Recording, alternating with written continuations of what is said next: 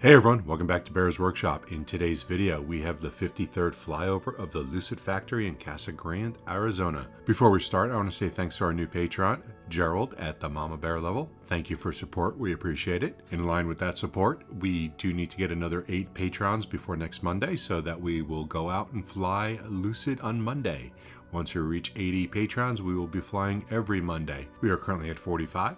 So just a little bit more to go. In today's construction, they started on the roof decking on the structure on the east side, which means that there needs to be a structure on the west side, and they have started a structure. The third crane is up and running, and they have started on a west end structure, which I'm sure at some point will be connected, but now we have 2 different structures. In the northeast, where the additional employee parking lot will be going, you can see that they've started some utility work.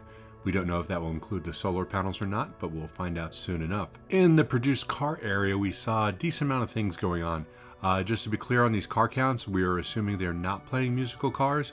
We did get a car count of 63. If they are not playing musical cars, then only 24 cars are holdovers and the other 39 are new. I think that's very possible.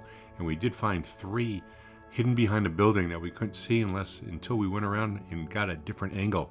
We wanted to get a shot of the test track area, and when we did that, we found 3 more cars hiding behind the building. We hope you've enjoyed this video. We will be back on Monday with a live stream of the Nicholas site, so please be there to check it out.